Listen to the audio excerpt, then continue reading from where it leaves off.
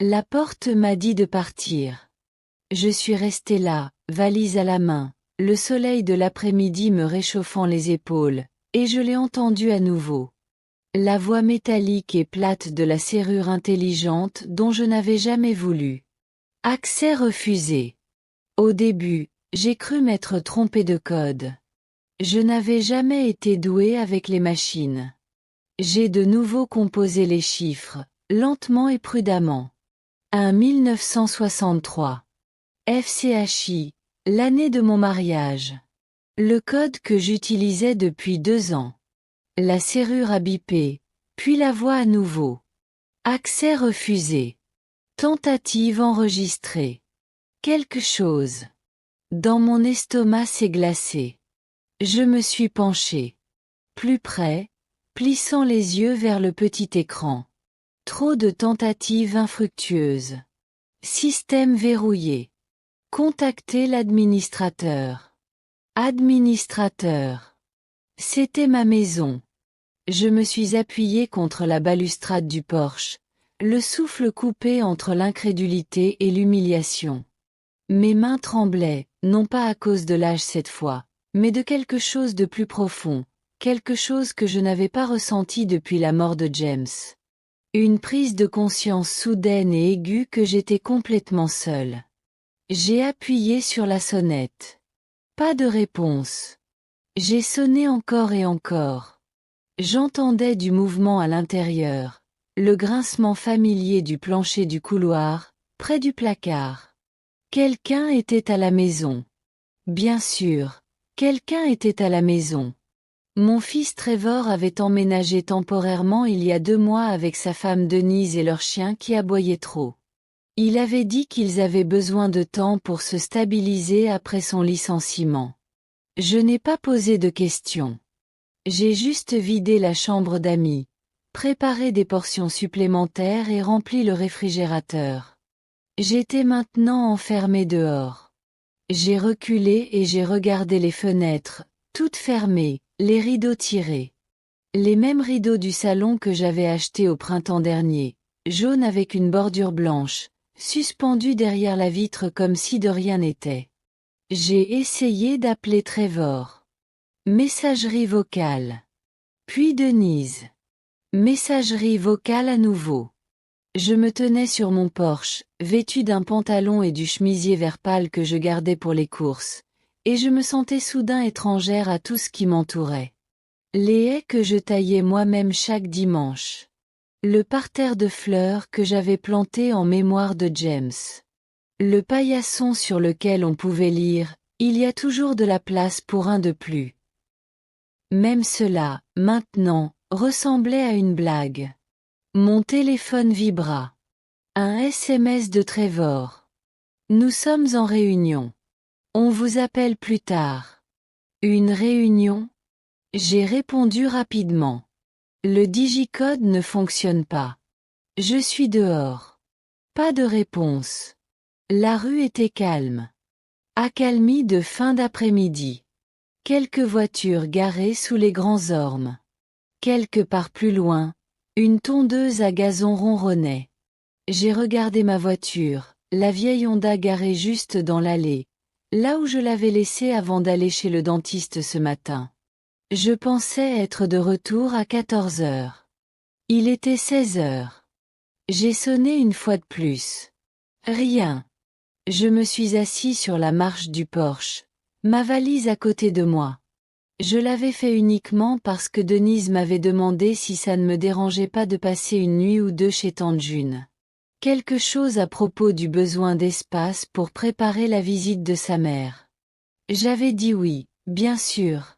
June habite à seulement 20 minutes. Mais elle avait envoyé un SMS ce matin pour dire que sa tension artérielle faisait des siennes et que la chambre d'amis était pleine de matériel médical. Je suis donc rentrée tôt, mais on avait changé les serrures. Non, pas chez moi.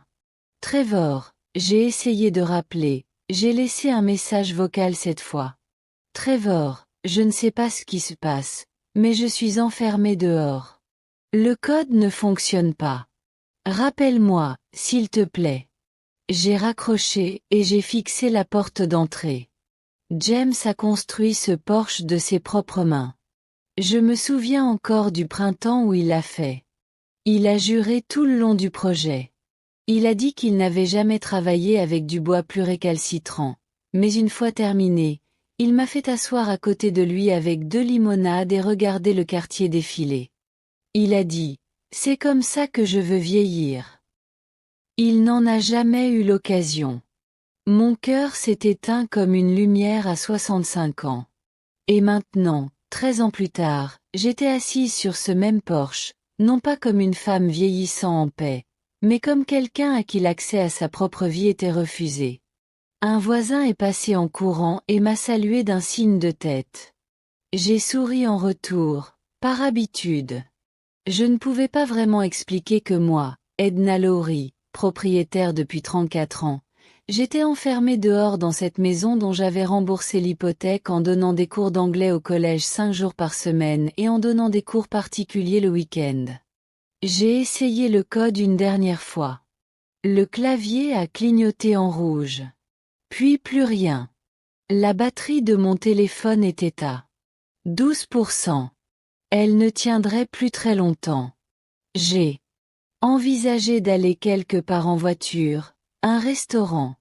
Peut-être, mais je n'avais pas mangé depuis le petit déjeuner, et l'idée d'être assis seul dans une cabine avec un café rassis et nulle part où aller me semblait insupportable. Alors, je suis resté. J'ai regardé le soleil commencer à se coucher. Derrière les toits. La portière ne s'est pas ouverte. Pas pour moi. Plus maintenant. J'ai dormi dans la voiture. Pas vraiment. Plutôt comme si j'allais à la dérive. Mon cou se tordait contre l'appui-tête, sans couverture et froid, même si on était à la mi-mai. Chaque fois que je fermais les yeux, l'image de la porte clignotante, accès refusé, défilait derrière mes paupières.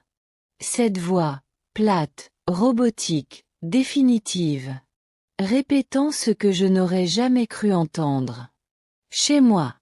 Je me suis réveillée à 2h17 du matin au son des arroseurs qui sifflaient dans le jardin de quelqu'un. J'avais les jambes raides, la bouche sèche.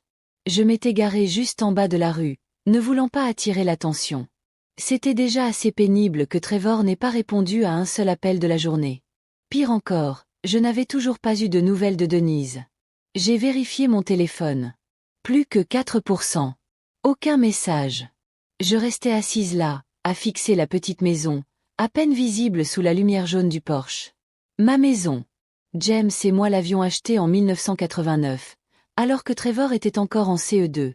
3 chambres, une salle de bain et demie, un jardin en pente où j'avais planté des lilas, et il avait installé une balançoire branlante. La maison avait besoin de travaux à l'époque. Nous avions économisé pendant des années juste pour réparer le toit. James plaisantait en disant que chaque bardeau avait été payé avec la poussière de craie de ma classe. Je n'arrêtais pas de penser que c'était peut-être une erreur, un bug, un problème de logiciel. Peut-être que Trevor n'avait même pas réalisé ce qui s'était passé. Mais ce n'était pas un pépin. C'était un choix. Je le sentais dans le silence. Au lever du soleil, j'avais pris ma décision.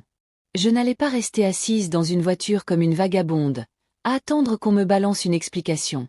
J'ai démarré, fait demi-tour et me suis dirigée vers la seule personne qui ne prétendrait pas me connaître. Marcy Bryant. On était plus proches.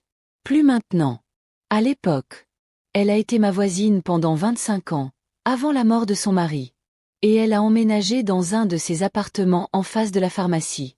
On échangeait encore des cartes de Noël. Elle m'a apporté de la soupe quand j'ai eu un Ona il y a 3 hivers. Une femme bien. Elle aime trop parler.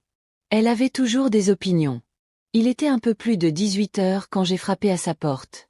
Marcy répondit en robe de chambre, avec des bigoudis dans les cheveux et les sourcils à moitié dessinés.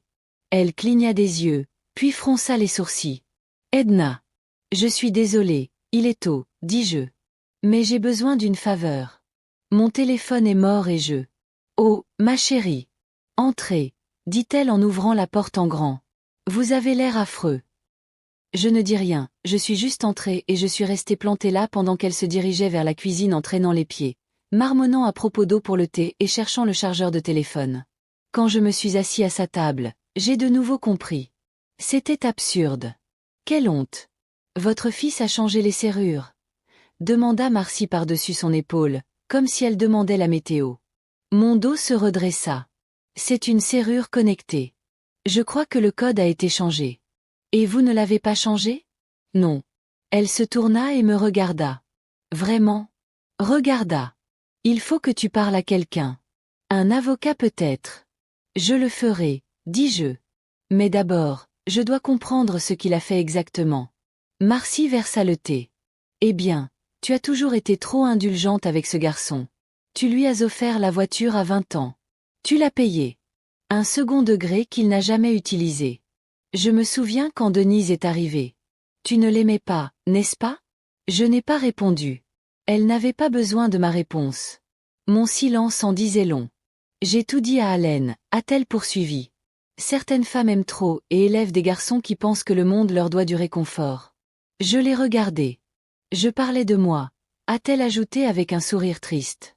Pendant que le thé infusait, j'ai appelé ma banque. Depuis son téléphone fixe pour vérifier toutes les activités des 72 dernières heures. La femme au bout du fil était polie, mais il y a eu un silence lorsque j'ai donné mon nom. Oui. Madame Lowry, a-t-elle dit. Il y a eu une demande de connexion hier de la part d'un titulaire de compte secondaire, Trevor Lowry. Il a accédé au tableau de bord et mis à jour certaines autorisations. Comment? Il a supprimé une carte autorisée. Il a ajouté une étiquette de contrôle conjoint au compte du ménage. Je vois une note ici concernant une procuration. Je n'ai pas autorisé cela. L'envoi a été effectué électroniquement. Voulez-vous bloquer l'accès jusqu'à confirmation? J'ai dit oui. En raccrochant, Marcie a fait glisser une assiette de toast sur la table. Vous allez les laisser s'en tirer comme ça? Non. Bien, dit-elle. Parce que si vous ne faites rien, ils vous rayeront de votre propre vie. J'ai vu ça arriver. Des petits vols discrets et soignés d'espace, de dignité. Je veux juste rentrer chez moi, dis-je doucement. Marcie m'a touché la main. Puis la reprise. Et quelque chose en moi a cliqué. Je n'étais pas une simple vieille dame avec un chemisier à fleurs et un léger tremblement. J'étais une femme qui avait élevé son fils seul après la mort de James, enseigné l'anglais à des collégiens morveux pendant 32 ans, remboursé un prêt immobilier sur 30 ans en 19 ans et mis de quoi manger même lorsque la pension de James était épuisée. Je savais me battre. Je n'avais simplement pas eu à le faire depuis un moment, jusqu'à présent. À 8 heures, j'étais de retour dans ma voiture avec 2 tranches de banana bread Marcie emballées dans du papier aluminium et un téléphone chargé dans mon sac à main. Je n'ai plus appelé Trevor. À quoi bon? Il y a un silence qui parle plus fort que des cris. J'ai conduit lentement. Chaque bosse sur la route me rappelait la raideur dans mes articulations. Le genre de matin ou même tourner le volant était une corvée. Je m'en fichais. Je n'allais pas loin. À 2 pâtés de maison de la vivait Emma, ma petite fille. Elle avait 23 ans, barista à temps partiel et étudiante en art à temps plein, avec un rire de verre qui trinquait et une mèche bleue dans ses cheveux qui semblaient ne jamais rester au même endroit 2 mois de suite. C'était la fille de Trevor, issue de son premier mariage, avant Denise. Il la mentionnait à peine ces derniers temps. Il disait qu'elle était trop émotive. J'ai toujours pensé qu'elle était juste assez courageuse pour être honnête. Emma a ouvert la porte en leggings et sweat à capuche tachée de peinture, le visage encore tout doux de sommeil. Grand-mère. Elle a cligné des yeux. Ça va. J'ai hoché la tête. Puis j'ai secoué la tête. Elle s'est écartée sans poser d'autres questions et m'a laissé entrer. Son appartement était petit, le genre de petit appartement qui faisait que l'évier servait aussi d'égouttoir et que le plan de travail de la cuisine servait aussi de bureau. Il y avait une légère odeur de marque de café et de goudron. Je me suis assise sur un pouf, car il n'y avait pas grand-chose d'autre, et je les regardais chercher des tasses et mettre la bouilloire en marche. Que s'est-il passé? Ils ont changé le code, ai-je dit. Emma s'est figée, dos à moi. La maison? Oui. Elle s'est retournée lentement. Comment ça, il? Trevor ou Denise? Ou les deux? Ses lèvres se pincèrent. Leur as-tu demandé pourquoi? Ils ne répondent pas. Emma resta silencieuse un long moment. Elle versa simplement de l'eau chaude dans des tasses dépareillées, et m'en tendit une. Je la serrai dans mes mains comme si elle pouvait m'empêcher de m'effondrer. Il se comporte bizarrement, finit-elle par dire. La semaine dernière, papa m'a dit de ne pas passer sans prévenir. Il disait que Denise avait besoin d'espace. Comme si j'étais une étrangère. Je la regardais. Je me disais que c'était peut-être juste moi, dit-elle. Mais maintenant, non, pas seulement toi. Nous restâmes assises en silence. Sur le mur au-dessus de son petit canapé se trouvaient des toiles à moitié finies, l'une avec de larges touches de jaune et de gris. Une autre avec ce qui ressemblait à une porte entourée d'yeux. Ils ont utilisé mon propre argent, dis-je doucement. Pour payer ce cadenas. Emma la regarda. J'ai vérifié à la banque ce matin. Il a accédé à mon compte, a modifié mes autorisations. C'est illégal. Pas s'il a utilisé la procuration que j'ai signée l'année dernière. Son visage s'est déformé. Celle que tu as signée après la grippe, quand tu étais malade, et qu'on a dit que c'était juste pour aider à faire des courses. J'ai hoché la tête. Tu peux la révoquer. Je le ferai. On est resté assis comme ça un moment. Le thé est devenu tiède. Je ne l'ai pas bu. J'avais mal au corps. Mais sous tout ça, la fatigue, la honte, il y avait autre chose qui grandissait, quelque chose de plus aigu. Pas encore tout à fait de la colère, mais presque. Il pense que tu ne feras rien, dit Emma soudainement. Il pense que tu vas rester là à accepter, parce que tu le fais toujours. Je la regardai, surprise. Désolée, dit-elle. Je ne voulais pas dire ça mal. Tu as toujours été la pacificatrice, la personne qui arrangeait les choses. J'ai souri faiblement. Tu n'as pas tort, mais il est peut-être temps que tu arrêtes. Je n'ai rien dit, mais je l'ai entendu. Chaque mot. Après m'être lavé le visage et emprunté un peigne, j'ai appelé mon avocat. Edith Garvey s'occupait de mes affaires depuis le décès de James. Elle était calme, méthodique et surtout, peu encline aux réactions excessives. Quand je lui ai expliqué ce qui s'était passé, elle n'a pas halté ni exprimé de pitié. Elle a juste dit « Venez aujourd'hui ». Alors, je suis venue. Le bureau était un petit bâtiment à côté de la pharmacie, l'enseigne légèrement de travers. Edith portait son blazer bleu marine habituel et ses lunettes de lecture étaient perchées sur sa tête comme une couronne oubliée. Nous avons tout passé en revue, la procuration, l'acte de propriété, l'accès à la banque. Avez-vous signé autre chose récemment ? Demanda-t-elle. Non. Alors c'est simple. Nous révoquer. La procuration, prévenez les institutions financières et si vous le souhaitez, entamez les démarches pour rétablir la propriété exclusive de votre bien. Je l'ai regardé. Il est toujours à moi. Pour l'instant, dit-elle doucement, mais s'il change les serrures et ne vous laisse pas entrer. C'est un problème de possession. Tu es toujours le propriétaire légal, mais il l'occupe. Tu veux dire, squatter ? Dans de plus beaux vêtements ? Oui. J'ai signé la révocation. Cela ne m'a semblé rien, quelques coups de crayon. Mais en rendant le papier, quelque chose en moi s'est apaisé. Tout ira bien, a dit Edith. Je sais. Quand je suis sortie, le ciel était gris. Une pluie fine avait commencé à tomber. J'ai resserré mon cardigan et j'ai marché jusqu'à ma voiture. Pendant tout le trajet, je pensais à ce que Marcy avait dit au petit déjeuner. Des petits vols discrets et bien organisés. Ils avaient pris ma clé, mon espace, ma tranquillité. Mais plus pour longtemps. L'agence bancaire de Lafayette ouvrait à 9 heures.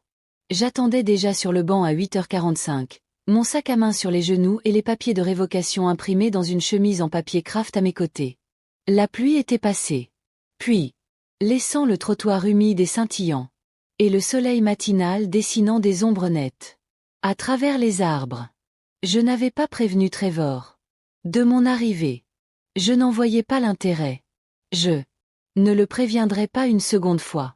À 9 heures précises, les portes s'ouvrirent et un jeune homme en gilet propre les tint pour moi avec un sourire. « Bonjour, madame. »« Bonjour, » dis-je en entrant. La directrice de la banque, une femme nommée Clarisse, m'avait déjà rencontré il y a des années, lorsque James et moi avions refinancé la maison. Elle avait la cinquantaine maintenant, des cheveux aux mèches argentées, et une voix polie mais expérimentée. Quand je me présentai, elle jeta un coup d'œil à son écran, puis me fit un petit signe de tête sec. Je vois que nous avons récemment apporté des modifications à votre compte. Souhaitez-vous les consulter? Je lui ai tendu le dossier. Je révoque la procuration avec effet immédiat. Je souhaite que tous les accès soient bloqués, sauf le mien. Elle a feuilleté les papiers, les sourcils légèrement froncés. Je vais devoir vérifier auprès du service juridique, a-t-elle dit. Mais oui, c'est en règle. Avez-vous constaté une activité non autorisée? Je dirais que c'est présomptueux, ai-je dit. Mais oui. Clarisse a pris note. Nous mettrons à jour vos contrôles d'accès aujourd'hui. Tous les transferts automatiques ou activités d'utilisateurs liés seront suspendus jusqu'à ce que vous les confirmiez personnellement. J'ai hoché la tête. De plus, je souhaite retirer immédiatement à Trevor Lowry toutes les autorisations de compte partagées. Un autre message. Clarisse a hésité. Voulez-vous garder votre compte joint actif? Ou bien, il n'y a pas de compte joint. Il a ouvert celui-ci avec mon nom, sans mon consentement. Elle avait l'air vraiment surprise. J'aimerais un rapport complet de toutes les activités. Sur ce compte depuis 3 mois. Oui, bien sûr. Elle se leva, son sourire professionnel retrouvé. Si ça ne vous dérange pas d'attendre, je vais demander à quelqu'un de vous le signaler. Prends ton temps, dis-je, et je m'assis. En attendant, je sortis mon téléphone. De mon sac à main. Toujours pas de réponse de Trevor. Pas d'excuses, pas d'explication. Plus le silence se prolongeait, plus tout devenait clair. Ce n'était pas une erreur. C'était une stratégie. C'était un petit plan bien ficelé entre lui et Denise. M'assurer juste assez de confort pour que je reste silencieuse, mais me pousser lentement à sortir. Des petites choses au début, l'armoire à pharmacie réorganisée, les tickets de caisse que je n'avais jamais vus, le nombre croissant de conversations à huis clos dans ma propre cuisine.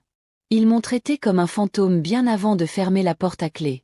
Une jeune femme apporta un dossier et le posa sur la table. Je l'ouvris. La première page montrait un virement bancaire vers un service de sécurité résidentiel de luxe. 200 $. Puis un abonnement numérique à un club de vin du mois. 129. Le nom de Denise figurait sur le bordereau d'expédition. Puis des frais récurrents d'une clinique de bien-être privée. Puis l'abonnement de Trevor à la salle de sport. Puis une facture pour un programme de dressage canin pour un chien qu'il ne m'avait jamais demandé de prendre. Page après page. Ils ne m'avaient pas simplement enfermé dehors. Ils avaient utilisé mon nom, mon argent pour financer leur nouvelle version, et je les avais laissés faire parce que je leur faisais confiance. Parce que je pensais que l'amour fonctionnait sur l'honneur. Clarisse revint avec une pile de formulaires et une expression calme. Je suis vraiment désolée pour ce qui s'est passé, dit-elle. Nous veillerons à ce que vos comptes soient protégés à partir de maintenant. Merci, dis-je.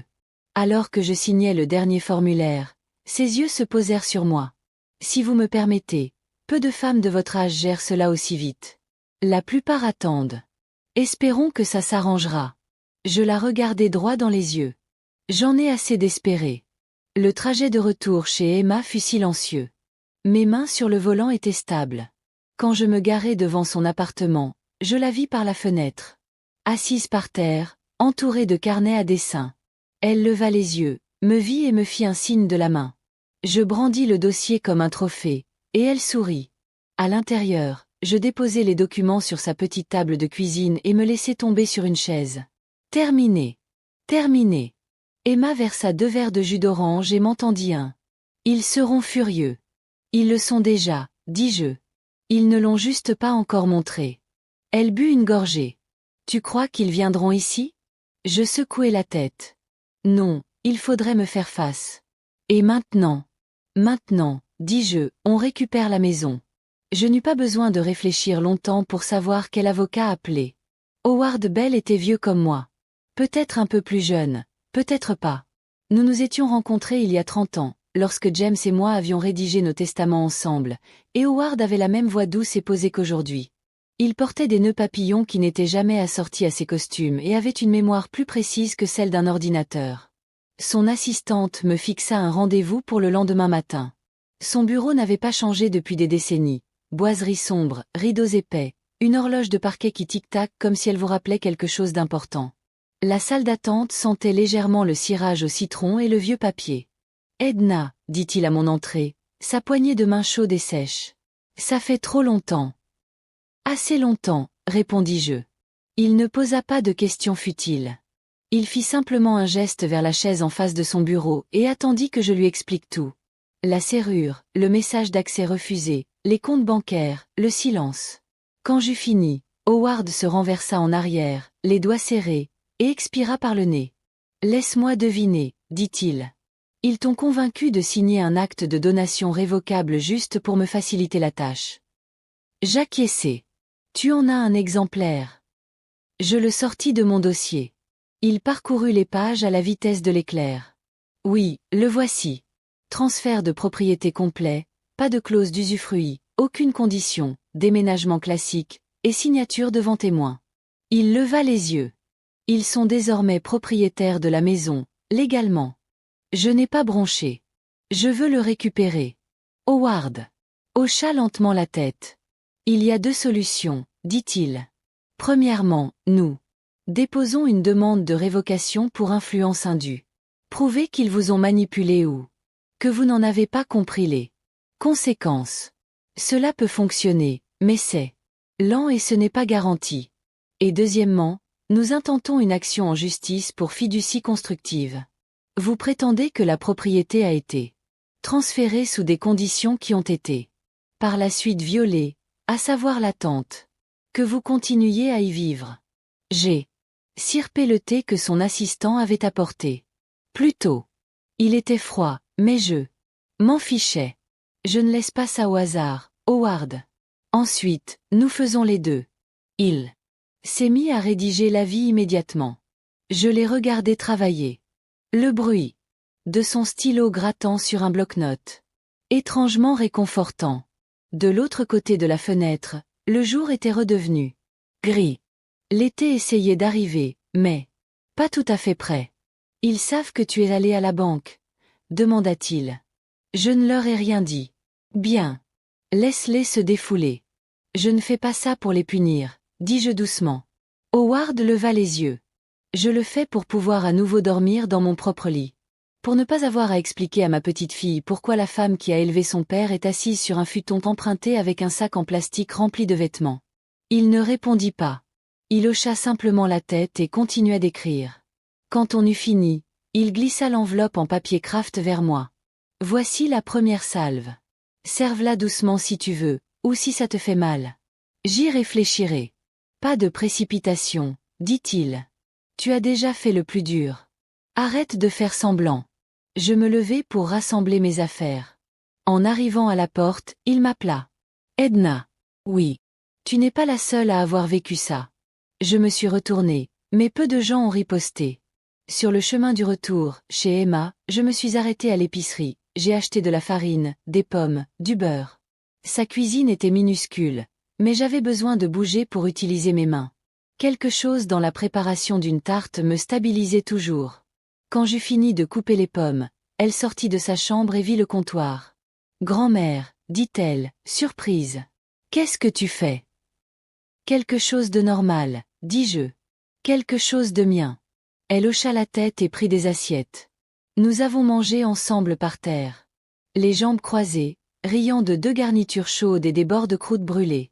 Plus tard dans la soirée, j'ai écrit la lettre moi-même. Celle que je remettrai à Trevor avec la mise en demeure. Je n'ai pas menacé. Je n'ai pas supplié. J'ai écrit clairement. Vous avez modifié les termes sans un mot. Vous avez traité mon silence comme un consentement. Je corrige ça maintenant. Cette maison n'a jamais été à toi de la refaire. Elle est à moi et je rentre. Je n'ai pas beaucoup dormi cette nuit-là. Allongé sur le canapé lit d'Emma, je fixais le ventilateur de plafond qui tournait lentement et de manière instable, émettant un léger cliquetis, comme quelque chose qui allait toujours se briser. L'oreiller sentait légèrement son shampoing, la lavande et une douce odeur que je ne parvenais pas à identifier. Et la couverture qu'elle m'avait donnée était bien chaude, mais rien de tout cela ne me semblait approprié, car ce n'était pas mon lit. J'avais dormi dans la même chambre pendant 34 ans. James à gauche jusqu'à son décès. Moi à droite, le deuxième tiroir de la table de chevet rempli de baume à lèvres, de monnaie et de vieilles cartes. J'avais l'habitude de me réveiller la nuit juste pour le regarder respirer. Maintenant, je me réveillais en essayant de me rappeler où étaient mes pantoufles. À 7 heures, J'étais déjà habillée. Emma remua en entendant la bouilloire siffler et sortit en se frottant les yeux. Tôt le matin. Je retourne, dis-je. Elle cligna des yeux. À la maison. Oui. Seule. Je ne vais pas entrer par effraction. Je frappe. Emma resta un moment à réfléchir. Puis elle hocha la tête. Tu veux que je vienne? Non. Elle se servit du café en silence. En partant, je glissai l'enveloppe, la lettre légale et mon mot dans mon sac à main, juste à côté du reçu du système de sécurité que Trevor avait payé avec ma carte. Je voulais l'avoir avec moi au cas où j'oublierais ne serait-ce qu'une seconde pourquoi je faisais ça. Le trajet me parut plus court cette fois. Peut-être parce que je n'avais pas peur. Mes mains étaient fermement posées sur le volant. Le quartier avait le même aspect. Pelouse tondue, voiture déjà sortie des allées, arroseur automatique fonctionnant à l'aide de minuterie. Mais pour moi, tout semblait un peu bizarre. Comme si quelqu'un avait suffisamment incliné le cadre pour qu'on ne puisse pas l'ignorer. Je me suis garé de l'autre côté de la rue. Je suis resté assis un moment à regarder les fenêtres. Les rideaux étaient ouverts. Quelqu'un s'était levé. J'ai remonté l'allée. J'ai appuyé sur la sonnette. Pas de réponse. J'ai attendu 30 secondes. J'ai appuyé à nouveau. La porte s'est ouverte brusquement. Et Denise se tenait là, les cheveux en rouleau. Le visage nu, la robe de chambre serrée. Sa bouche s'est tordue à la seconde où elle m'a vue. Oh, Edna. Bonjour. Elle n'a pas bougé pour me laisser entrer. Je suis venue pour discuter. Ses yeux se sont plissés. Ce n'est pas le bon moment. Ni mardi ni mercredi. Vous dramatisez. J'ai ouvert mon sac lentement. J'ai sorti l'enveloppe. Ceci est une mise en demeure de mon avocat. Il décrit la procédure de révocation de l'acte et de rétablissement du titre en cas d'abus ou de violation d'un accord verbal. Il y a aussi une copie du relevé bancaire, montrant des dépenses non autorisées sur mon compte. Elle l'a pris d'un air hébété. Je recommande à Trevor de le lire attentivement. Sa voix était fluette. Tu nous as donné cette maison. Non, j'ai dit que j'en avais donné l'accès. Tu en as pris possession. Elle eut un rire bref et cassant. Que essaies-tu de prouver? Tu veux récupérer la maison? D'accord. Prends-la. Mais tu seras de nouveau seul. Je l'ai regardé calmement. Je suis seule depuis que tu as emménagé. Je ne l'ai juste pas avoué. Puis je me suis retournée et descendu les marches, toutes plus stables. Les unes que les autres. Elle ne m'a pas appelée. Elle n'a pas claqué la porte non plus. De retour à la voiture, je suis restée assise un moment, à observer le Porsche. Aucun mouvement, aucun signe. De Trevor. J'ai envoyé un SMS à Emma. Livré. Je ne sais pas si ça m'a piqué, mais c'est arrivé. Elle m'a répondu 1 minute plus tard. Tu as été piqué. Crois-moi. Cet après-midi-là, j'ai reçu un appel de Howard. Ils ont bien reçu la lettre. Une réaction? Un message vocal de Trevor. Il est ému. Je n'ai pas demandé de détails. Je n'en avais pas besoin. Je savais exactement quel était le ton. Je l'avais déjà entendu. Ce mélange d'indignation et d'incrédulité. L'ego blessé d'un homme qui pensait que sa mère ne fixerait jamais de limite. Mais je l'avais fait. Et je n'allais pas reculer. La lettre n'est pas tombée comme ça. Elle a fait bouger les choses. Le lendemain matin, j'avais reçu mon premier message direct de Trevor en 5 jours. Pas un appel, pas même un message vocal, un SMS. Ça devient incontrôlable. On peut parler? Je n'ai pas répondu. Ce n'était pas la colère qui me faisait taire. Plus maintenant. C'était la clarté. Après avoir passé ma vie à être la première à atteindre les autres, à arrondir les angles, à adoucir le ton, j'avais enfin compris. Le silence n'est pas une absence, c'est une protection. J'ai passé la matinée avec Emma. Elle m'avait invité à assister à l'un de ses cours, une revue de portfolio comme elle l'appelait. Et bien que j'ai hésité au début, j'ai accepté. Principalement parce que j'avais besoin d'être entourée de quelqu'un qui me regarde comme si je n'étais pas un problème à résoudre. Sa classe respirait l'acrylique et l'ambition. Des jeunes gens en pulls amples et aux yeux écarquillés tenaient des toiles et parlaient d'eux.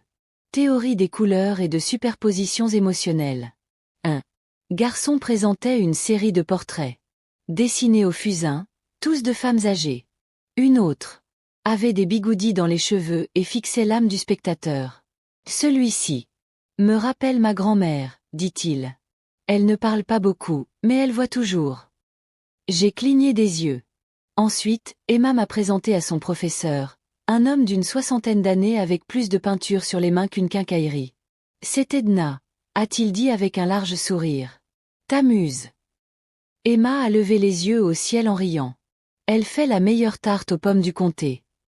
Nous sommes rentrés lentement, le soleil de l'après-midi dessinant de longues ombres sur le trottoir. Au coin de la rue, nous nous sommes arrêtés pour prendre une boisson fraîche, assise sur un banc. Ça va ? A-t-elle demandé. Je crois que oui. Tu as été différente cette semaine. Comment ça ? Elle haussa les épaules. Toujours toi, juste moins désolée.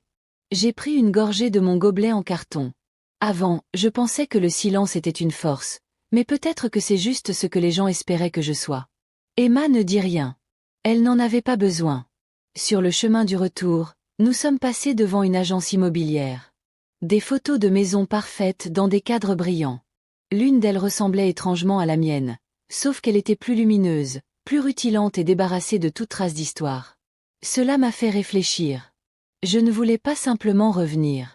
Je voulais que ce soit consigné, légalement, publiquement, que j'avais été expulsée sans droit, que mon silence ne constituait pas un consentement. Cet après-midi-là, j'ai envoyé un email à Howard pour lui demander de déposer une plainte au civil. Je savais que cela passerait d'abord par une médiation. Les tribunaux étaient lents, mais je voulais la chronologie. À commencer. Qu'ils expliquent à une partie neutre. Comment la femme qui a payé tous les impôts fonciers pendant 3 décennies avait maintenant besoin de la permission de dormir dans son propre lit. Plus tard, alors que je pliais du linge, j'ai entendu frapper à la porte. Emma était sortie. J'ai ouvert, et là se tenait un homme que je n'avais pas vu depuis 20 ans. Il était plus grand. Maintenant, plus large, avec quelques cheveux gris. Le long des tempes, mais j'ai immédiatement reconnu ses yeux. Madame Lowry, a-t-il demandé. Appelez-moi. Edna, ai-je dit. Vous êtes Caleb Brooks. J'étais dans votre cours d'anglais de 4e. Un jour, vous m'avez fait réécrire un compte-rendu de lecture. 5 fois jusqu'à ce qu'il ne soit plus nul. J'ai rité, prise au dépourvu. Vous êtes toujours rancunière ? Au contraire, je travaille maintenant au bureau d'urbanisme du comté. Je rédige des rapports pour gagner ma vie. Je me suis écartée. Entrez. Laissez-moi vous faire du thé. Nous nous sommes assis dans la petite cuisine, les genoux presque touchants, la bouilloire sifflant. Comme si elle était contente d'avoir de la compagnie. Il m'a dit qu'il avait entendu parler de ma situation par le bouche à oreille. Apparemment, la sœur de Denise avait publié quelque chose de vague en ligne. À propos de personnes âgées qui se croient tout permis et rendent la vie plus difficile. À leurs familles aimantes. C'est une façon de le dire, ai-je murmuré. Je me suis dit que c'était peut-être toi, dit Caleb. J'ai gardé un œil dessus au fil des ans. Tu m'as appris bien plus qu'à écrire. Tu m'as appris à ne pas me mentir à moi-même. J'ai cligné des yeux 2 fois de plus en une semaine. Bref, dit-il en fouillant dans son sac, je dirige une petite entreprise de solutions immobilières à côté. Nous aidons les personnes âgées à régler leurs litiges en matière de logement, à consulter les registres fonciers, ce genre de choses. Si jamais vous avez besoin de retrouver ou d'évaluer des documents, laissez-moi vous aider. Gratuitement. Je le fixai du regard. Vous êtes une bénédiction. Non, madame, dit-il en souriant. Juste un enfant qui en avait marre que les gens sous-estiment les plus discrets. Ce soir-là, alors que je remplissais le dernier paquet de papier qu'Howard m'avait envoyé et que je revérifiais les relevés bancaires que Clarisse avait imprimés, j'ai ressenti quelque chose que je n'avais pas ressenti depuis très, très longtemps. Un élan. Je ne faisais plus que survivre. Je reprenais du terrain. Je suis rentrée à la maison vendredi, non pas pour parler, ni pour négocier, juste pour récupérer mes affaires. J'avais appelé à l'avance et laissé un message vocal court et formel. Je passerai à 14 heures. Pour récupérer mes affaires. Veuillez vous assurer que l'accès est disponible. Ceci n'est pas une discussion. Pas de réponse, bien sûr. Mais je ne demandais rien. Emma a insisté pour venir avec moi. Au cas où, a-t-elle dit, et je n'ai pas discuté. Elle a conduit. Je ne voulais pas gâcher la stabilité de mes mains sur le volant. Je voulais la garder pour le perron. Quand nous sommes arrivés, la porte d'entrée était déjà en ruine. C'était nouveau. Denise nous a rejoints sur le porche. Rouge à lèvres. Lunettes de soleil dans les cheveux, les bras croisés. Sur la poitrine comme si elle se préparait à affronter le vent. Derrière elle, j'ai aperçu Trevor debout dans le couloir. Immobile. Vous auriez pu envoyer un déménageur, a dit Denise. Je ne suis pas invitée, ai-je répondu. Je n'ai pas besoin de rendez-vous. Emma est restée proche, mais silencieuse. Je lui avais dit de me laisser parler à moins que les choses ne tournent mal. Pour l'instant, elles étaient juste fragiles. Denise ne bougea pas. J'aimerais récupérer mes vêtements, ma boîte à bijoux, le coffre à souvenirs au grenier et mes journaux intimes, dis-je. La mâchoire de Denise se contracta. Nous avions déjà emballé la plupart de tout. Ce mot « nous » fit vaciller quelque chose derrière mes côtes. Je passai devant elle. À l'intérieur, la maison sentait différemment, comme un parfum branché et des poils de chien. Mes rideaux avaient disparu, remplacés par quelque chose de vaporeux et de beige. Les meubles du salon avaient été réarrangés et le fauteuil où James s'asseyait avait disparu. À sa place, un élégant fauteuil inclinable en simili-cuir, marron et surdimensionné. On aurait dit qu'il n'avait jamais appartenu à personne. Je me déplaçais dans la maison comme une invitée. Les murs ne semblaient plus se souvenir de moi.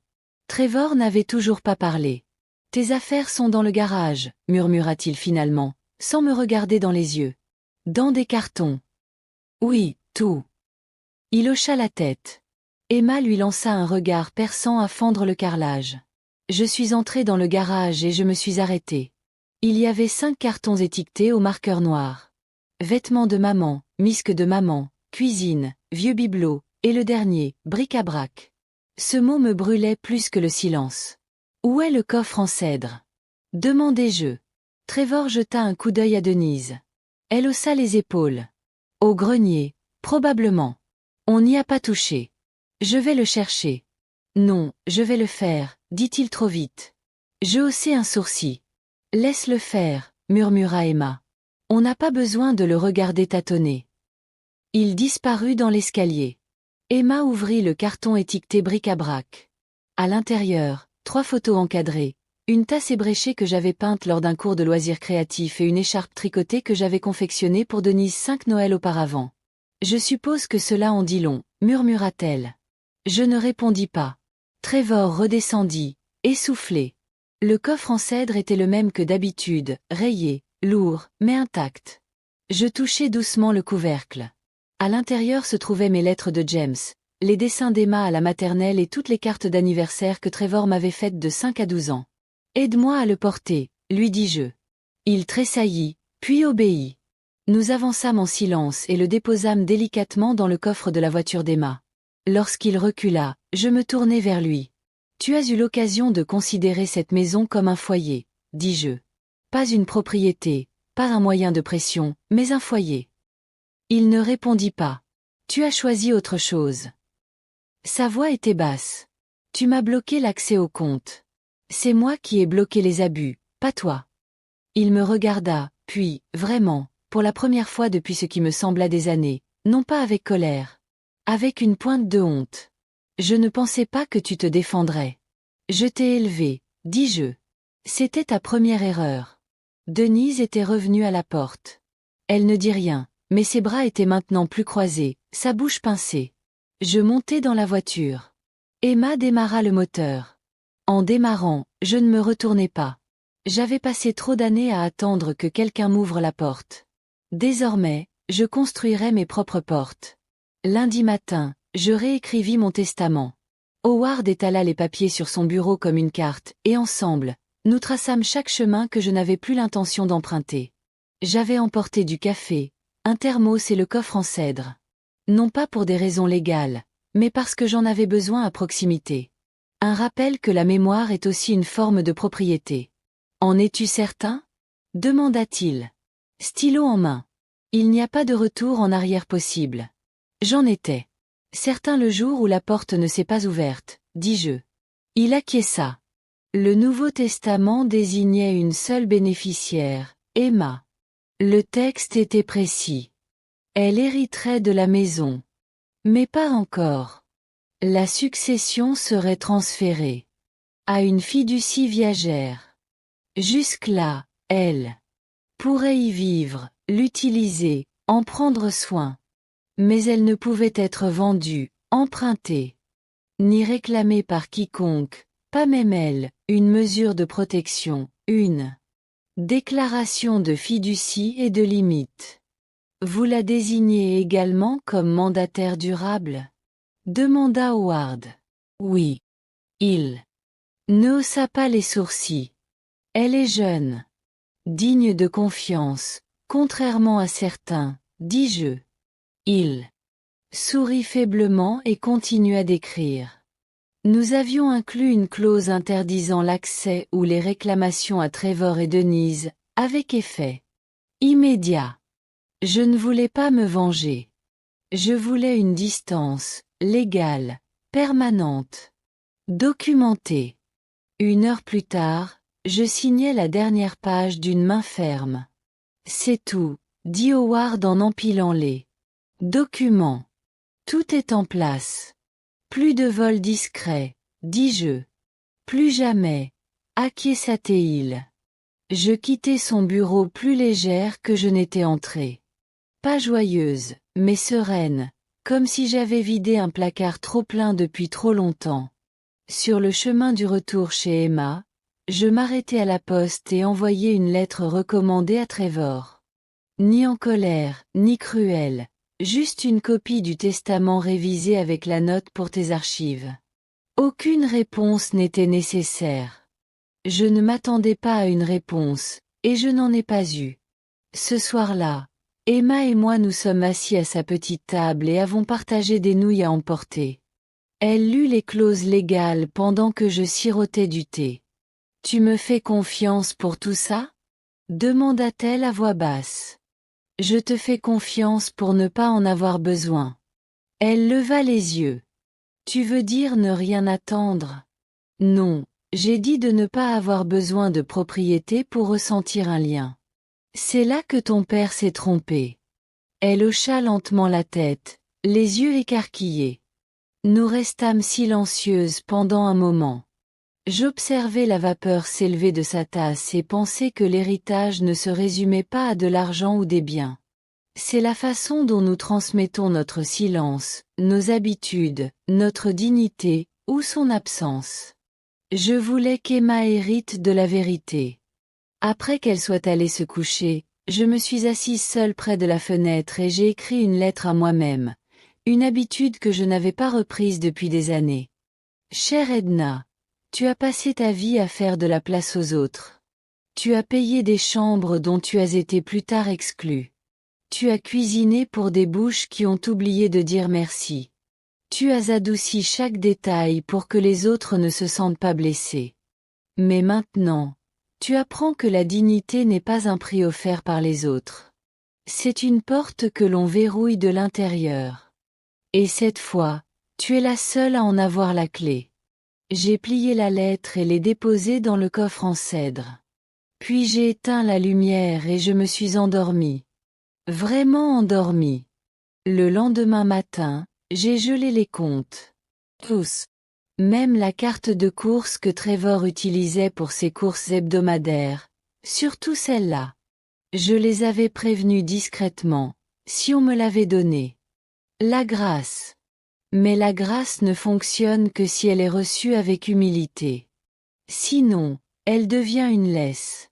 Clarisse, à la banque, a géré la situation rapidement. Je n'ai plus eu besoin de lui donner beaucoup d'explications. Elle en avait assez vu. À midi, j'avais de nouveaux numéros de compte, de nouveaux identifiants et un enregistrement scellé de toutes les transactions des 90 derniers jours. Trevor a appelé à 14h17. J'ai laissé sonner, puis à 14h29. La troisième fois, j'ai décroché. Sa voix s'éleva rapidement, un mélange d'incrédulité et de colère, comme s'il n'arrivait pas à croire que je le traitais comme quelqu'un qui avait fait quelque chose de mal.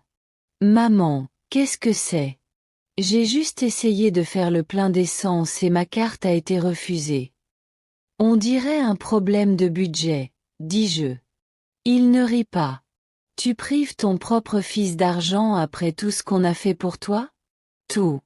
On s'est occupé de la maison, on a géré les factures, on s'est assuré que tu avais de quoi manger. Tu m'as enfermé dehors. Un silence, son souffle coupé dans le combiné. C'était temporaire. Tu as exagéré. Tu as utilisé mon argent pour changer les serrures, payer le dressage du chien et commander des abonnements au vin pour lesquels tu n'as jamais demandé la permission. Ce n'est pas du vol. Non, j'ai dit que c'était un droit. Un autre silence. Tu vas le regretter, dit-il finalement. Non, Trevor, c'est toi. J'ai raccroché avant qu'il puisse en dire plus. Je ne me sentais pas triomphante, juste propre. Emma est rentrée tard ce soir-là. Elle aidait une amie à déménager. Ses mains étaient couvertes de taches, ses épaules fatiguées. Je l'ai vue, a-t-elle dit, sans s'asseoir encore. Qui? Ton fils. Il était garé devant le campus, assis là. Quand il m'a vu, il s'est arrêté à côté de moi et m'a demandé si tu allais bien. Je l'ai regardé, et je lui ai dit que tu allais mieux que tu ne l'avais été depuis des années. Elle s'est laissée tomber sur le canapé. Il avait l'air d'avoir avalé un clou. Ce soir-là, j'ai rouvert le coffre en cèdre, j'ai sorti l'écharpe, celle que j'avais tricotée pour Denise, je l'ai tenue un moment, sans savoir ce qu'elle signifiait. Parfois, ce que l'on donne avec amour revient avec le silence. Parfois, le silence est la seule réponse qui reste. Je l'ai plié à nouveau soigneusement et placé dans un carton plus petit. Le lendemain, je l'ai déposé au refuge avec 2 manteaux, un sac d'ustensiles de cuisine et une pile de livres reliés dont je n'avais plus besoin. Les choses devaient être utiles, pensais-je, et pas seulement mémorisées. À la fin de la semaine, j'avais transféré tous les services publics de leur nom. Eau, électricité, ordures, tout était rétabli sous mon contrôle. Elle était à nouveau à moi. Pas seulement légalement, ni par le ton, ni par le souffle. La maison me reviendrait avec le temps, mais la dignité revenait d'abord. Emma et moi étions assis à la table de la cuisine, ses doigts serrés autour d'une tasse ébréchée, les miens posés sur le coffre en cèdre entre nous. Le soleil couchant filtrait à travers les stores et les lattes d'or poussiéreux. Je ne lui avais pas demandé de rentrer plus tôt. Elle est simplement arrivée, 2 sacs de course à la main, avec un regard qui laissait entendre qu'elle savait déjà ce dont j'avais besoin. « Dis-moi tout, dit-elle. Je n'ai pas dramatisé. Je ne me suis pas adoucie. Je lui ai raconté comment tout a commencé. Le quart de travail, les petits licenciements, le changement de code. Je lui ai parlé des comptes en banque, des nouvelles serrures, du carton à bric-à-brac dans le garage, étiqueté comme si j'étais déjà partie. Elle ne m'a pas interrompue, pas une seule fois. Quand j'ai eu fini, elle a posé sa tasse avec précaution. Je savais que c'était grave, a-t-elle dit. Mais je ne m'étais pas rendu compte à quel point c'était devenu silencieux pour toi. J'ai hoché la tête. C'est le pire, pas la trahison. Le silence après. La façon dont j'ai attendu que quelqu'un le remarque. Elle a dégluti avec difficulté. Je suis désolée, grand-mère. Tu ne l'as pas fait. Je ne l'ai pas arrêté non plus. Tu l'arrêtes maintenant. Nous sommes restés assis un moment de plus. Elle m'a regardé, vraiment regardé, et j'ai vu quelque chose dans son expression que je n'avais pas prévu. Pas de pitié, ni de colère, mais de l'admiration. Il faut que je te dise quelque chose, dit-elle. Bon. J'ai vu papa la semaine dernière au café près du campus. Il ne m'a pas vu. Il parlait à quelqu'un, un homme que je ne connaissais pas. Il a dit, il faut qu'on prenne les devants. Elle nous fait mal paraître. J'ai fermé les yeux. Non pas sous le choc, mais par lassitude. Que as-tu fait? Ai-je demandé en passant devant moi. À voix haute pour qu'il sache que j'avais entendu. J'ai souri. Alors, c'est ta mère en toi. Elle a incliné la tête. Tu ne l'aimais pas. Je n'ai pas aimé la façon dont elle est partie, mais je respectais son honnêteté. Elle n'a jamais fait semblant. Emma est restée silencieuse. Je suis contente que tu n'aies pas hérité de cette prétention, ai-je dit. Elle s'est penchée en avant, posant ses coudes sur le coffre en cèdre. Et maintenant? Une médiation, ai-je dit. Puis, très probablement, un procès. Ils essaieront de gagner du temps, peut-être de me salir un peu, mais je suis prête.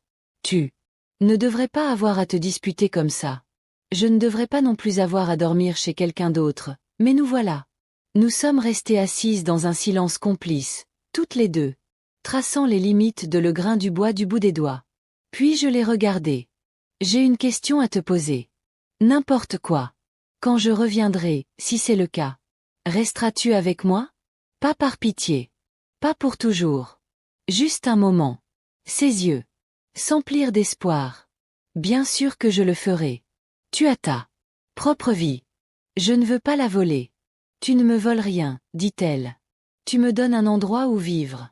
J'ai acquiescé doucement. Plus tard, pendant qu'elle faisait la vaisselle, j'ai sorti un carnet du coffre. Commencé une liste, non pas de griefs, plus de choses, mais de réparations, de choses à réparer. Les parterres de jardin, la lampe cassée du porche, le placard d'entrée avec la charnière déformée. Je rentrais à la maison et je voulais que la maison soit prête pour quelque chose de nouveau. Pas seulement restaurée, mais revitalisée. Pas seulement la mienne. La nôtre. La médiation était prévue pour un jeudi matin. Je portais un pull bleu marine. Et un pantalon. Simple, propre. Emma a proposé de venir, mais je lui ai refusé. Cette partie, je devais la faire seule. Non pas pour la protéger. Elle n'en avait pas besoin. Mais parce qu'il y a des batailles qu'une femme doit mener sans personne derrière elle. Alors, si elle gagne, ce sera à elle. La salle de conférence était beige de toutes les manières possibles. Les murs, la moquette, les visages. Des hommes qui m'ont accueilli avec deux sourires discrets. Trevor était déjà assis. Denise à côté de lui, feuilletant son téléphone comme si tout était sous elle. Trevor n'a pas levé les yeux. Au début. Lorsqu'il l'a finalement fait, son expression était vide, une sorte de civilité forcée qui n'a fait qu'accentuer l'écart. Entre nous. Je me suis assis en face d'eux. Calme, le médiateur, un homme nommé Grant. Avec des lunettes carrées, et la voix de quelqu'un habitué à mettre fin aux disputants. Proposant des compromis que personne n'apprécie, a commencé par un résumé. Propriété transfert, faute présumée, intention contestée derrière l'acte. Madame Lowry affirme avoir été induite en erreur. Il a déclaré que la maison avait été cédée sous de faux prétextes, avec une entente verbale selon laquelle elle conserverait un accès et une résidence complets. Trevor a finalement parlé. Ce n'était jamais écrit. Non, j'ai dit juste en 34 ans de facture, d'entretien et de souvenirs. Il a eu la décence d'avoir l'air gêné. Pendant une seconde. Grant a poursuivi. M. Lowry affirme que la propriété a été donnée sans condition et que les récentes actions de Madame Lowry, notamment le gel des comptes joints, démontrent une instabilité et une incapacité à gérer une résidence partagée. Denise eut un sourire narquois à ce moment-là. Je ne clignai pas des yeux. J'ai gelé les comptes, dis-je, d'un ton neutre, après qu'ils aient été utilisés sans mon consentement. Je n'ai pas fait de scène. Je n'ai pas changé les serrures. J'ai juste arrêté de financer ma propre gomme. Trevor se déplaça. Denise leva enfin les yeux. Tu agissais de manière irrationnelle, tu arrivais sans prévenir, refusais de partir quand on me le demandait. J'ai été enfermée dehors sans prévenir, dis-je. Ce n'était plus ta maison, dit-elle, aussi cool qu'un comptoir. Grant leva la main. Concentrons-nous sur les options. Nous avons discuté des offres de règlement. Il voulait que j'accepte un rachat, une somme forfaitaire, bien inférieure à la valeur du bien, et une déclaration officielle de renonciation à toute réclamation. Ils ont même proposé de m'aider à déménager, comme si j'étais un locataire qui avait dépassé la durée de son bail. J'ai refusé, poliment, mais fermement. Je ne bouge pas, dis-je. Je me réapproprie. Trevor me regarda alors, sans colère, pas complètement. Il y avait autre chose, une lueur du garçon qui m'apportait des pissenlits dans des points trop petits pour les contenir tous. Je ne pensais pas que cela en arriverait là, dit-il doucement. C'est bien là le problème, répondis-je. Tu n'as pas réfléchi. Finalement, aucun accord n'a été trouvé. Grant s'est retiré, a rassemblé ses dossiers et a fixé une date d'audience. Devant le bâtiment, Trevor m'a rejoint. Tu vas vraiment aller jusqu'au bout? Demanda-t-il. Je me tournai vers lui. Je l'ai déjà fait. Il ne m'a pas suivi jusqu'à la voiture. Ce soir-là, Emma et moi étions assises par terre avec une pizza et une root beer, à regarder une rediffusion d'un drame judiciaire. Elle m'a demandé comment ça s'était passé. Je lui ai raconté la version courte. Il ne pense pas que j'irai jusqu'au bout, ai-je dit. Il croit toujours que je bluffe. Emma a souri. Puis, qu'il continue à y croire. Je l'ai regardé. Cette fille qui était devenue mon miroir d'une manière que je n'avais pas vu venir. Vive, loyale, n'ayant pas peur de la vérité. J'ai repensé à la maison, pas seulement aux pièces et aux fenêtres, mais à ce qu'elle avait toujours signifié. Un endroit où quelqu'un comme elle pouvait devenir fort sans s'excuser. Je gagnerai, ai-je dit doucement. Emma n'a pas répondu. Elle m'a juste pris la main. J'ai traversé la maison seule avant l'audience.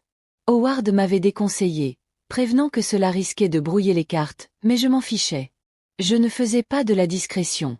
Je ne volais rien. Je me souvenais. La porte latérale était toujours déverrouillée. Denise l'avait laissée ainsi lorsqu'ils avaient commencé à déplacer les cartons.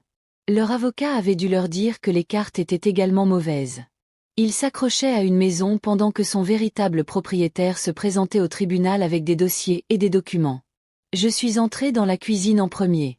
La lumière au-dessus de l'évier clignotait encore. Personne ne l'avait réparée. La même fissure dans le linoléum courait comme une cicatrice décolorée sous le réfrigérateur. Denise avait changé les rideaux, mais elle n'avait pas touché au carrelage que j'avais posé avec James l'été où Trevor avait eu 15 ans. Je me suis promenée dans chaque pièce, non pas pour m'attarder, mais pour être témoin. Ils avaient repeint le couloir d'une couleur qu'ils devaient trouver moderne, gris pâle, froide. Mais je voyais encore dans ma tête les marques de crayon le long de la moulure, là où Trevor grandissait chaque année, jusqu'à ce qu'il cesse de me laisser mesurer. La chambre était presque vide. Seul le matelas restait. Mon côté faisait toujours face à la fenêtre. Je me dirigeai vers le placard, l'ouvris, m'attendant presque à une légère odeur de cèdre et de vieux parfums. Mais il avait disparu. Les étagères étaient vides. La petite boîte à chaussures contenant les lettres de James avait disparu. Je l'avais emportée des semaines auparavant, mais sa forme était encore visible dans la poussière. Je refermai doucement la porte. Dans le salon, la vieille bibliothèque avait disparu. Mais un petit éclat dans le mur subsistait juste au-dessus de l'endroit où James avait laissé tomber le marteau en l'installant. Nous ne l'avons jamais réparé. C'était devenu une plaisanterie. La blessure dans le mur, comme nous l'appelions. Et maintenant, elle était toujours là, une blessure sans public. Je partis discrètement, verrouillant la porte derrière moi. C'était la dernière fois que j'y entrais en tant que visiteur. La date d'audience arriva. Emma était assise derrière moi. Howard à côté de moi. Trevor et Denise de l'autre côté, raides et habillés comme des gens qui feignaient de ne pas avoir peur. La juge était une femme d'une 50aine d'années, efficace, sans agressivité. Elle écoutait. Elle posait les bonnes questions. Howard présenta notre dossier avec une grande précision. Les documents financiers, la révocation de l'acte, les modalités de l'expulsion, les dépenses non autorisées. Nous n'avions pas besoin de dramatisation. Nous avions des faits. L'avocat de Trevor essaya de tout déformer. Elle signa l'acte de son plein gré. Oui, Howard accepta. Au terme de l'accord verbal, elle resterait résidente et codécidrice. Cet accord fut violé. Denise ne parla pas. Son silence ce jour-là en dit plus long que n'importe quel témoignage. Lorsque ce fut mon tour de parler, la salle d'audience parut trop silencieuse. Je me levai. Pas de papier, pas de notes, juste la vérité. Je ne suis pas venu ici pour me venger, ai-je dit. Je suis venu parce qu'un jour, j'ai réalisé que mon nom était en train d'être effacé de la maison que j'avais payée, de la vie que j'avais construite et de la famille que j'avais maintenue unie trop longtemps seule. Je suis venu parce que j'ai donné et continué à donner.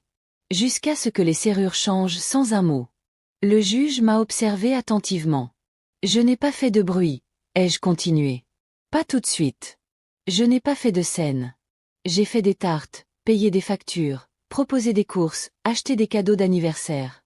J'étais silencieux, Et on m'a aussi discrètement mis de côté. Howard ne m'a pas interrompu. Il savait qu'il n'en était rien. Mais le silence n'est pas un accord, et la gentillesse n'est pas un consentement. Je suis venu récupérer ce que je n'avais pas abandonné. Ma place, mon nom, ma dignité. Je me suis assis. Emma m'a serré la main et nous avons attendu. Le jugement est tombé une semaine plus tard. Howard a appelé le premier. Sa voix était calme, mais je l'entendais. La satisfaction sous la formalité, le triomphe discret d'un homme qui a passé sa vie à faire les choses comme il faut, même sans applaudissements. Tu as gagné, a-t-il dit.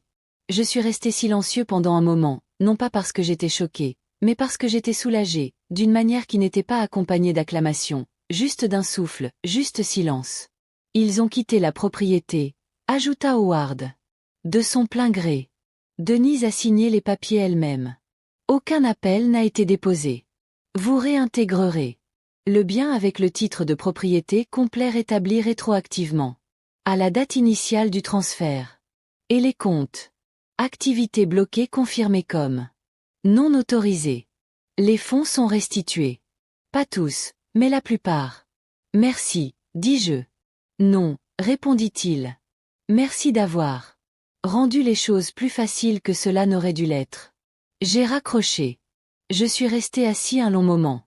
Laissons le poids retomber. Pas la victoire. Réclamation. Emma est rentrée plus tard dans la journée avec un sac de courses sous un bras et un bouquet de tulipes d'épicerie sous l'autre. A-t-il appelé? Oui. Elle m'a regardé, lisant tout ce que je ne disais pas. Et nous avons gagné. Son sourire est apparu lentement, comme si elle ne voulait pas non plus rompre le silence. Elle a posé le sac et y a placé les tulipes. Un bocal rempli d'eau et se tenait à côté de moi. Et maintenant, dis-je, rentrons à la maison. Nous avons attendu 2 jours de plus. Assez de temps pour assurer le transfert des charges, la libération de la propriété, la remise des clés. Je n'étais pas pressé. Le plus dur était passé. Restait le travail, mais celui que l'on choisit. Quand nous sommes arrivés dans l'allée, il était en milieu de matinée, un soleil de juillet, chaud, pas encore. Insupportable. Un seul sac poubelle noir était posé sur le trottoir. Denise se porte probablement bien. Une dernière marque, comme un point dans une phrase. Elle pensait écrire. Je m'en fichais. La porte s'ouvrit avec un léger clic, pas de code, pas de déni de service. Juste une clé dans une serrure qui m'appartenait à nouveau. Emma entra la première. L'air à l'intérieur était encore légèrement moisi, vide d'une nouvelle façon. Ça sentait la poussière indifférente, plaisantait-elle. Nous nous sommes déplacés d'une pièce à l'autre. La plupart des meubles avaient disparu. Ils avaient pris ce qu'ils avaient apporté. C'était bien. Je n'avais jamais aimé le fauteuil inclinable. Ma bibliothèque pouvait être reconstruite. La maison n'était pas dans ce qu'ils avaient laissé. Elle était dans ce dont je me souvenais. Nous avons passé la journée à aérer les pièces, à nettoyer les coins, à récurer les placards qui n'avaient pas été touchés depuis des mois. J'ai trouvé quelques objets abandonnés. Un jouet pour chien, un chargeur fêlé, une paire de pantoufles de Denise dans le placard de l'entrée. Emma les a rassemblés dans une boîte. Que veux-tu faire de ça? Laisse la poubelle sans charger, ai-je dit. En fin d'après-midi, la maison était éclairée à nouveau. De la vraie lumière. Pas celle filtrée à travers des rideaux de gaz, mais celle qui tombe sur le parquet et qui donne à tout un parfum d'été. Je me suis assise dans la cuisine pendant qu'Emma passait la serpillière. Le linoléum avait encore cette fissure près du réfrigérateur. Je l'ai regardé un moment. Puis j'ai ri. Je la garde, ai-je dit à voix haute. Emma a levé les yeux, perplexe. La fissure. Oui, a-t-elle souri. Symbole de survie. Aucun rappel. Que j'ai vécu ici avant et après eux. Ce soir-là, nous avons dîné par terre. Retour à la table. Nos chaises n'étaient pas arrivées. Le chat d'Emma avait déjà pris possession du couloir, affalé comme une petite reine. Avant de me coucher, j'ai ouvert le coffre en cèdre. Sorti l'écharpe, celle de Denise, et les porté à la poubelle. Elle n'a pas brûlé. Elle n'a pas piqué. Elle est partie, tout simplement. Puis j'ai sorti la lettre que je m'étais écrite. Des semaines auparavant, je l'ai lue une fois. Pliée à nouveau, mais cette fois, je ne l'ai pas remise. Je l'ai glissée dans l'emplacement vide de la bibliothèque que je reconstruirai. Parce que parfois, la dignité ne se garde pas. Elle s'affiche. Il pensait je disparaîtrait discrètement. Je le sais maintenant. Non pas par amertume, mais en observant le comportement des gens lorsque les conséquences finissent par arriver. Ils clignent des yeux, rejettent la faute sur les autres, réécrivent ce qui s'est passé. Pas vraiment avec des mensonges, mais avec des versions atténuées. Des événements, toujours bien intentionnés. Trevor m'a envoyé un message la semaine dernière, de quelques lignes seulement. J'ai pensé à tout, à toi, à ce qui s'est passé. J'aimerais qu'on puisse parler. Vraiment parler. Je l'ai lu 2 fois, puis je l'ai supprimé. Certaines choses n'ont pas besoin de réponse. Je ne voulais pas de conversation. Je voulais un air qui ne se plie pas au confort de quelqu'un d'autre. Cela fait 3 semaines que je suis revenu. Le jardin renaît.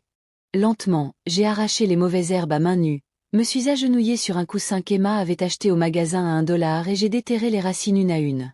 J'ai replanté du romarin et 2 plants de tomates, acheté des marolles en solde.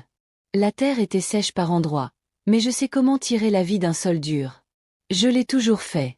À l'intérieur, le coffre en cèdre est ouvert maintenant, non pas comme une blessure, mais comme une étagère. J'y ai déplacé les carnets.